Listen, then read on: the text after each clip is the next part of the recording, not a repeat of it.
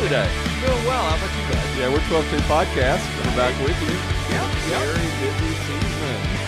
It's crazy. We got so many things The we can world, talk about. the world at which we live right now is just, I don't think I'd ever come up with this myself if I was dreaming about No. how can I make the world chaos, you know? I mean, we've, another assassination attempt on Trump, and then did you see Israel blowing up Yeah, all the, I thought that. we don't know if we it's don't know. Israel, They but haven't all the admitted to it. Hezbollah Right. pagers blowing up, Right. which was, that's wild. And they've all got butt burns, right? Right. I from think it holding was their going pagers, after yeah. their maybe being able to produce children in the future, but you know, Yeah, it was maybe. I saw a good meme that said from the liver to the knees. Really?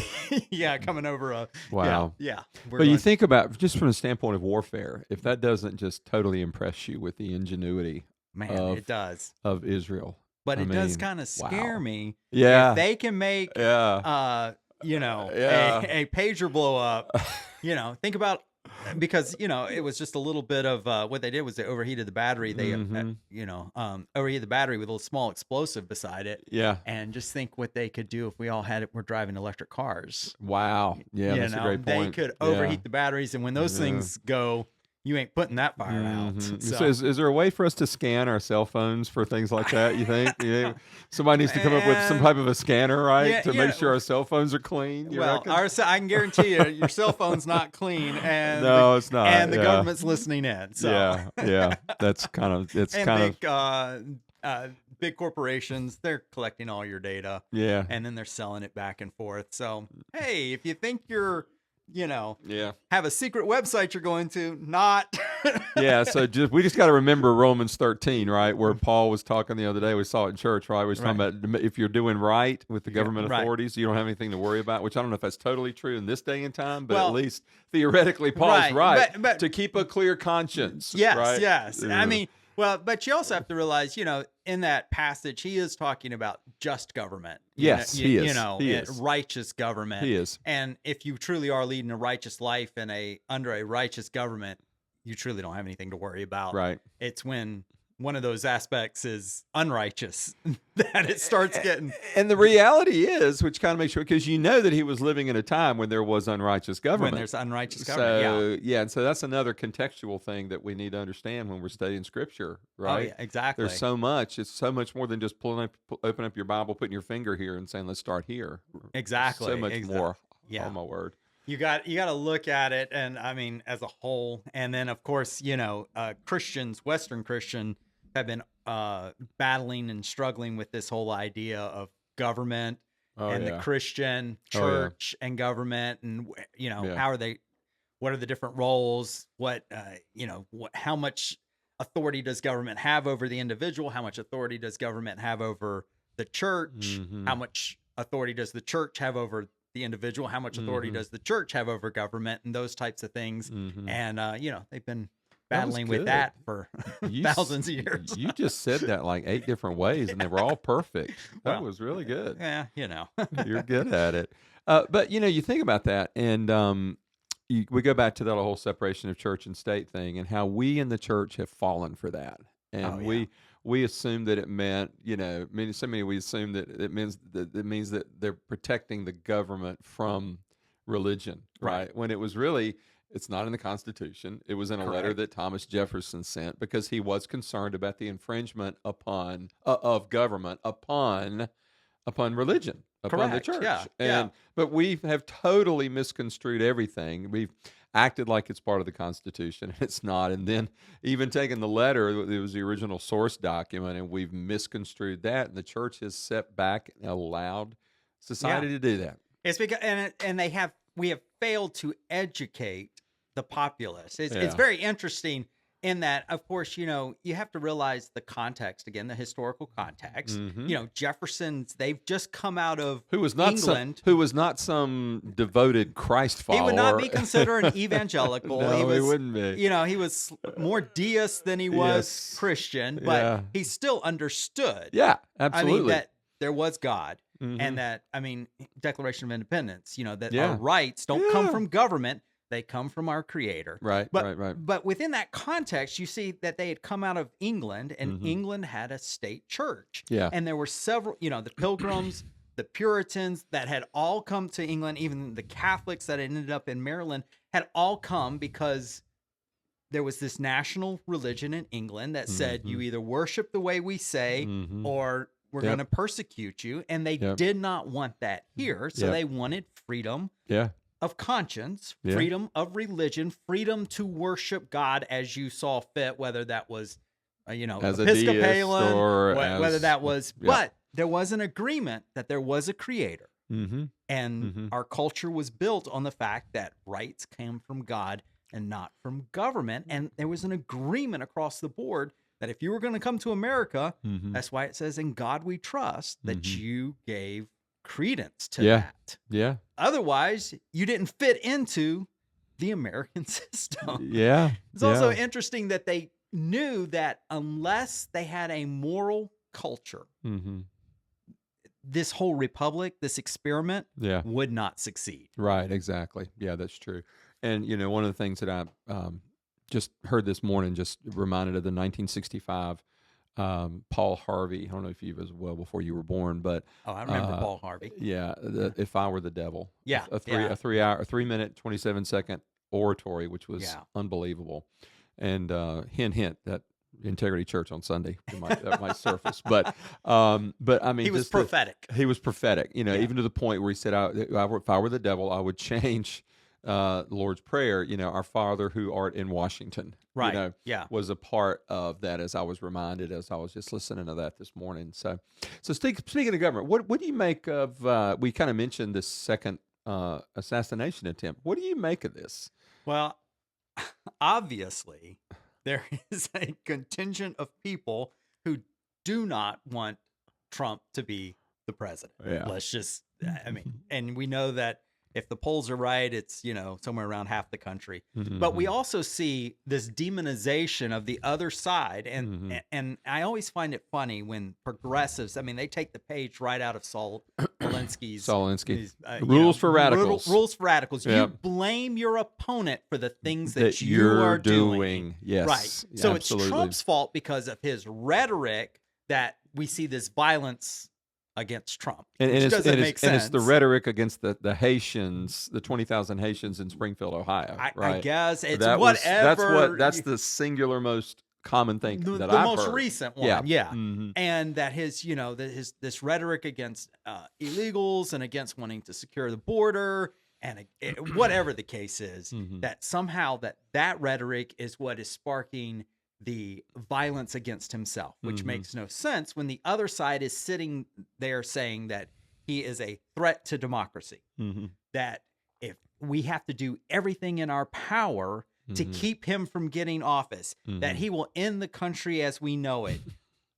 So comparing him to the worst dictator that you can come up with, which of course is Adolf Hitler, and everybody uses that, this person's the next Adolf Hitler. And so when you say that over and over again, and if you've looked on any social media, you can see the montages where they have taken the media, where they've taken like Nancy Pelosi, where they've taken like government, Kamala, Biden, and they just splice all them saying that he's a threat to democracy, that he's going to end the country as we know it. If you say that enough, there's some people out there who are, let's be honest, who are mentally on the edge. Yes.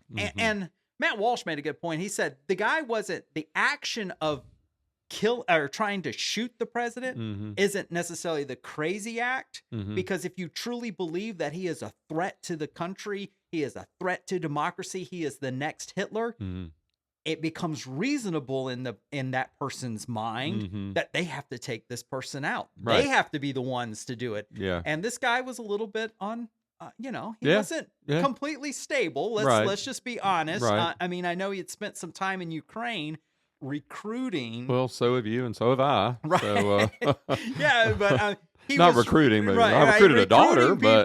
Recruiting people for the front lines. Yeah. And as there were Americans there, as they left the country, were actually complaining about this guy to the customs officials, saying, "Hey, there's an American over there that's not quite right. Kind of wacky." Yeah, he gets over here, and then who knows what the thing is. But it's still mind blowing that still after the first attempt, you someone's able to go there and get Yeah. that close and Yeah. sit there for Mm-hmm. I don't know how many hours he sat there, Yeah. and Yeah. it's just fortunate that it didn't end worse than what it ended. And I'll be this whole threat to democracy thing. The threat, the words are coming from a side who totally circumvented a primary process, Right. right? That, Right. and people don't understand really what democracy is, right? Trump had 4 years, Right. and certainly if he had been this horrible person that they're talking about, we would have seen that in the policies and the way that he We would led have the even first seen 4 him years. carry it out against his enemies. Yeah, But exactly. he The political never he never arrested had he anybody arrested no, that was he a never political opponent. politicized the No. DOJ. It Mm-mm. is ironic that as Mm-mm. soon as the other side gets in, Biden gets in, Yeah. that is the time that the DOJ becomes politicized Right. and goes after their opponents. Yeah. I mean, there are people sitting in jail for not violating Oh yeah. the law. Oh yeah, absolutely. Today, You know? and who knows what's going to happen with Right. them? Yeah. I but- mean, several of the J6 people, and then you got Steve Bannon Mhm. sitting in jail. Yeah, yeah. Now, but a lot of this is because, and you and I have talked about this. We firmly believe that we believe that progressivism is lawlessness is one of their values. Oh, yeah. Right. Because with progressivism, it's all about the end result. The end result, the outcome has already been determined. Forget about principles. Forget about principles Right, that are there's- tried and true, Right. like we would find in God's truth, right?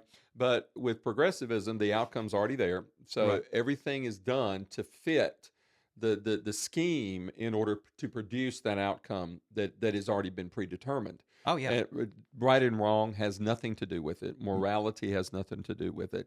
One of the real, I think hallmarks of that, Kevin, and we've talked about this is, if you disagree with someone, let's say for example we would disagree with Ms. Harris on a policy issue, right? There's a heck of a lot of people in the country that would charge us with being racist just for having a disagreement with her because she is of a different race. Forget about the merits of the issue, right? Right. And this is one of the reasons where I think we have seen the decline of the meritocracy that we talked about the other day in church, right? It's not about who's right, who's wrong, who's doing it well. It's all about how you look and what your identity might be, right? Right. In terms of from an ethnicity perspective. So I think that's been something that has really kind of made an end run and now it's the centerpiece, I think, of this whole dynamic that we see in the divide, right? Oh, In yeah. terms of Yeah. with the way progressives kind of go at this.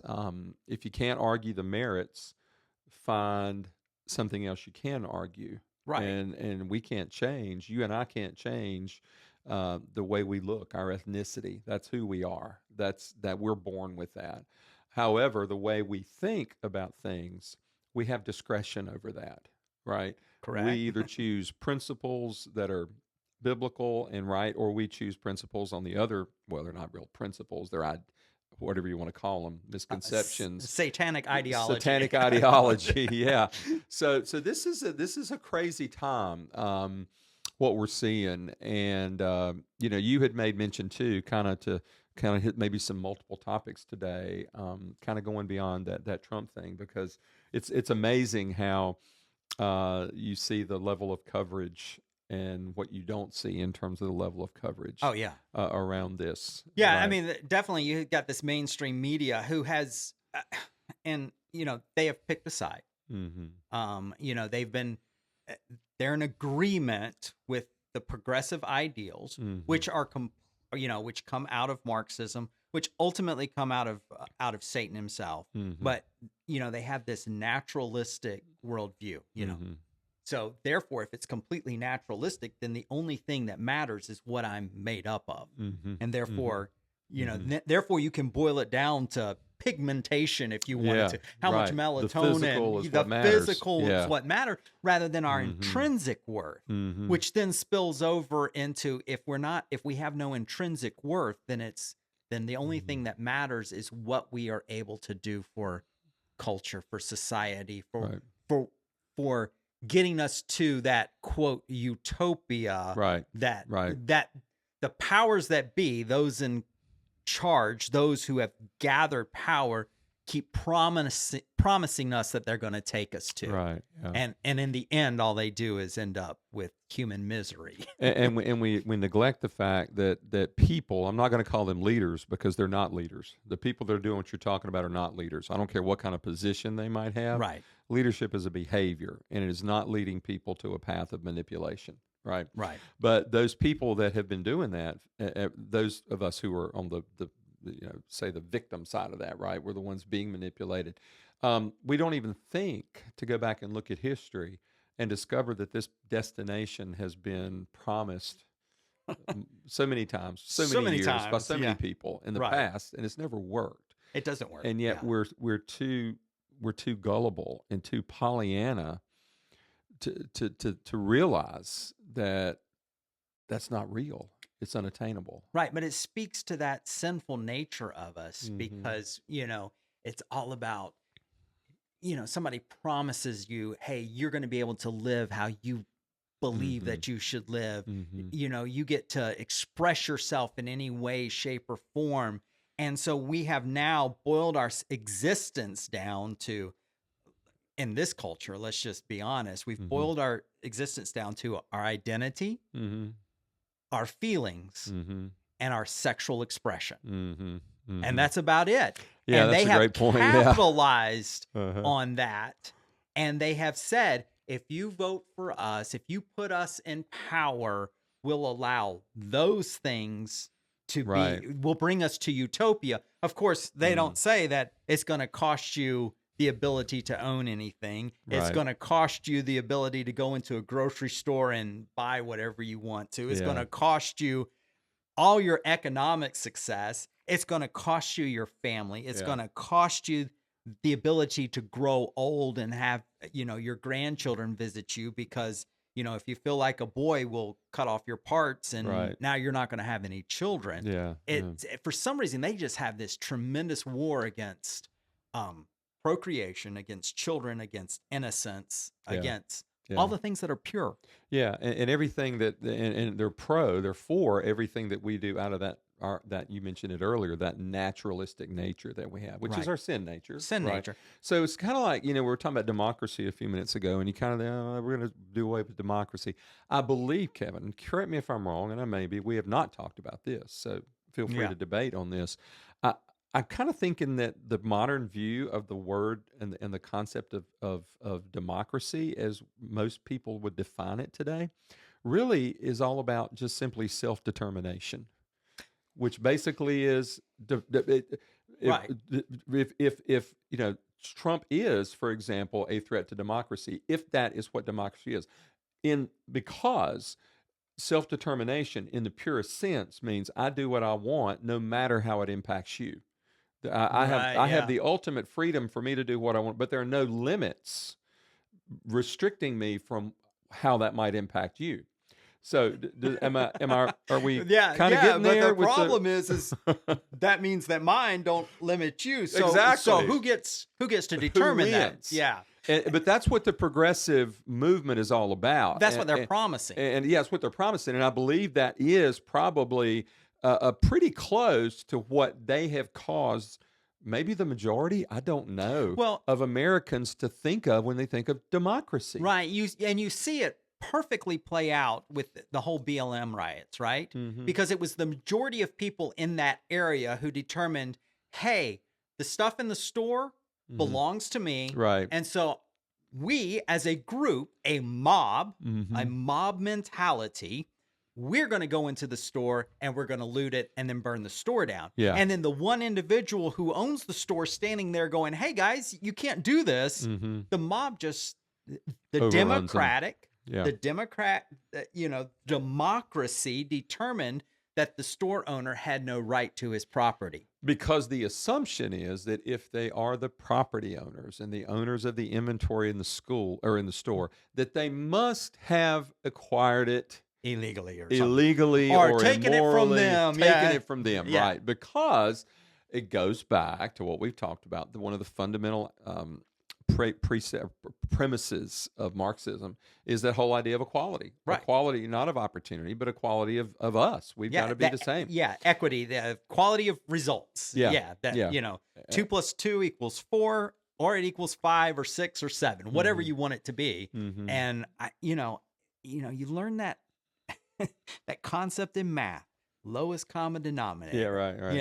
And when they're saying that they want equity, when they're saying they want equality of results, you need to look around and see Yeah. who is at the lowest end. Yeah. Who's the guy living under the bridge? Because that's what they're talking about. Right. Everybody's got to end up at. And also, but they're not saying everybody's going to come up to where we need to be. Yeah. Kamala Harris's level. But they're not going to tell me though that I'm going to be living under a bridge. No, they're not going to tell me that. But No. that's okay with them, right? Yeah, as long as you do what, as long as you get them, keep them in power, get Mhm. them to where they want to go.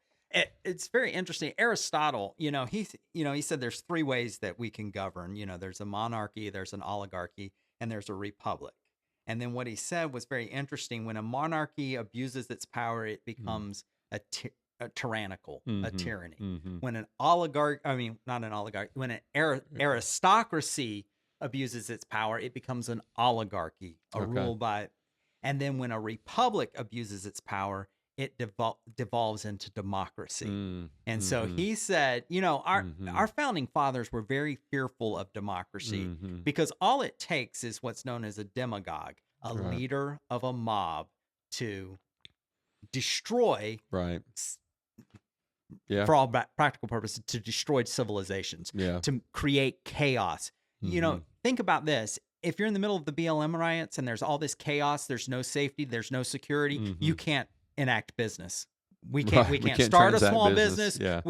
We can't open our restaurants. We can't feed people. We can't Right. go to the grocery store. Mhm. And so, one of the responsibilities of government is to create a place of stability, Mhm. of protection, so that there can be human flourishing. But they don't want that. No, and so that markets can operate Right, yeah. in the way markets operate, which should be in response to the natural whims of human behavior. Right. For example, supply and demand is not something that somebody cooked up.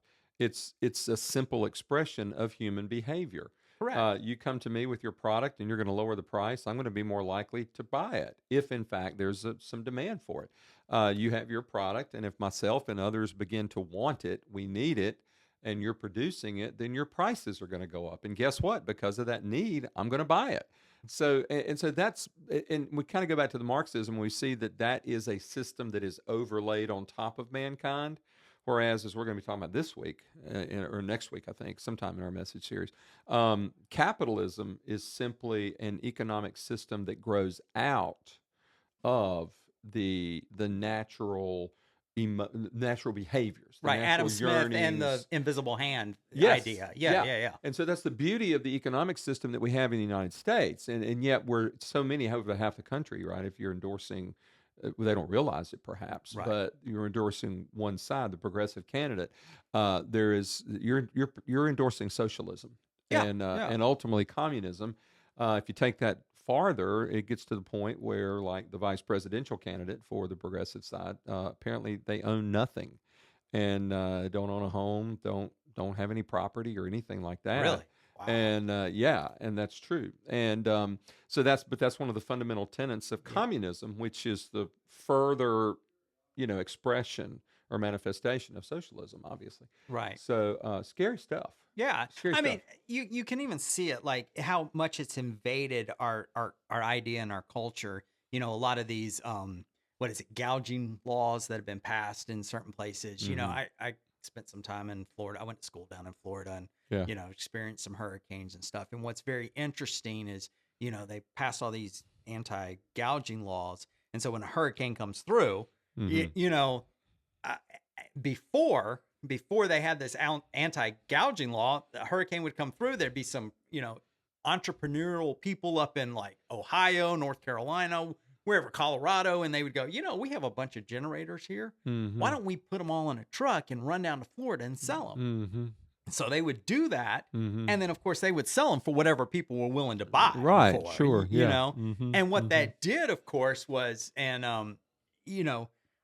the first person, if I really need a generator and I'm willing to pay anything for it, Yeah. it might be a $500 generator may cost me $1,000, but Mhm. it's worth it at that price. At that point in time, yeah, Right. sure. Mhm. And what that does, of course, though, is that creates a bunch of generators coming in because everybody wants to make $1,000, Right. and the supply goes up, and guess And what? The price prices goes come down. Exactly. And now that there's this anti-gouging law, Mhm. like companies like Lowe's or Home Depot, they're not willing to move. Why would I No. move all my plywood to Right. Florida? Right.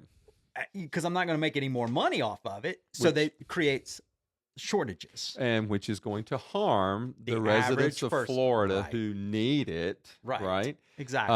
And so that's a great point. The whole thing about price gouging, and we saw this. We've seen this in the past. We in the '70s, Carter instituted, and even Nixon before him in the Price '70s, controls. price controls, and all that really did was it just basically caused, like you said, folks who were suppliers in the market to decide I'm not going to play ball. Right. I'm not going to go that way if this is all Yeah, I'm going to get. right. And at the same time, but Trying to here's- manipulate human nature Well, never worked. And here's the other thing, particularly now, which we didn't have this back then. Now there is not only with the price gouging thing, there's the pressure of, again, the progressive side with the idea of raising the minimum wage, right?